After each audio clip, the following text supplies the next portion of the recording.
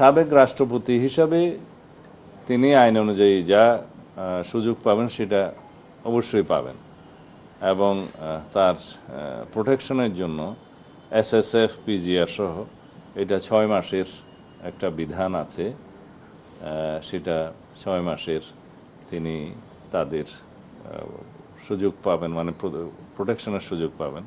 এছাড়া পুলিশ এবং আমাদের অন্যান্য সংস্থার পক্ষ থেকে তার নিরাপত্তার ব্যবস্থা গ্রহণ করা হবে। আইনানুগভাবে তিনি যা সুযোগ সুবিধা পাবেন সবই পাবেন। আমাদের মহামান্য রাষ্ট্রপতি পদত্যাগ করেছেন শারীরিক কারণে, তার পদত্যাগপত্রে বিস্তারিত উল্লেখ করেছেন।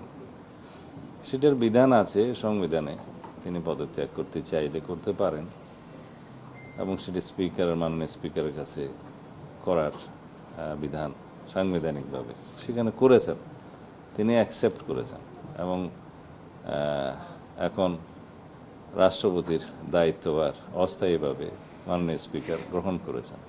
এগুলো সবই আইনি কথা। এখন যারা তার বিরুদ্ধে বক্তব্য দিচ্ছে তাদের সেটা অধিকার আছে। আমরা গণ অভ্যুত্থানের পরবর্তী সময়ে কি প্রত্যাশা করি?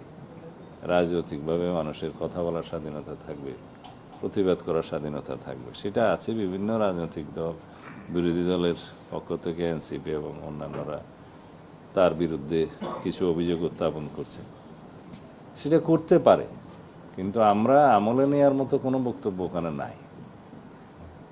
মহামান্য রাষ্ট্রপতি তার দায়িত্ব পালনকালীন সময়ে স্বৈরাচারের শেষ দিকে ইন্টারিম গভর্নমেন্টের পুরোটা এবং বর্তমান রাজনৈতিক সরকারের এই প্রায় 5-6 মাস এই সময় তিনি সাংবিধানিকভাবে দায়িত্ব পালন করেছেন এবং বিধিবিধান অনুযায়ী করেছেন। আমরা মহামান্য রাষ্ট্রপতির সহযোগিতা পেয়েছি।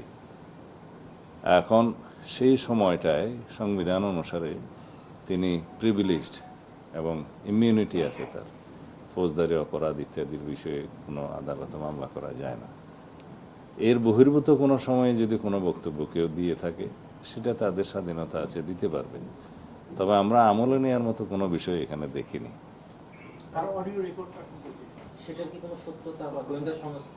কোনটা? এটা আমরা পত্রিকায় দেখেছি। কোনো পত্রিকা এরকম একটা নিউজ দিল, তার কাছে কি তথ্য প্রমাণ আছে তাকে জিজ্ঞেস করতে হয়। আমাদের কাছে সেরকম কোনো তথ্য নেই। আর কথা বলার জন্য লন্ডন যেতে হয় নাকি? আজকালকার ইন্টারনেটের দুনিয়ায় লন্ডন যেয়ে কারোর সাথে কথা বলতে হয় না, তো এটা আমার কাছে অলিক মনে হয়। কথা বলতে চাইলে তো এখান থেকেও বলা যায়। সেই সময় দায়িত্ব পালনকালীন সময়ে তার বিরুদ্ধে কি কোনো অভিযোগ কেউ দিয়েছিল? না, দিয়ে থাকলে সেটা তখনকার সময়ে যদি কোনো কিছু রেকর্ড করে থাকে সেটা তখনকার বিষয়, সেটা বিধিবিধান অনুসারে চলবে, আইন অনুসারে চলবে। সাবেক রাষ্ট্রপতি হিসাবে তিনি আইন অনুযায়ী যা সুযোগ পাবেন সেটা অবশ্যই পাবেন এবং তার প্রোটেকশনের জন্য এসএসএফ পিজিআর সহ এটা 6 মাসের একটা বিধান আছে, সেটা 6 মাসের তিনি তাদের সুযোগ পাবেন, মানে প্রোটেকশনের সুযোগ পাবেন।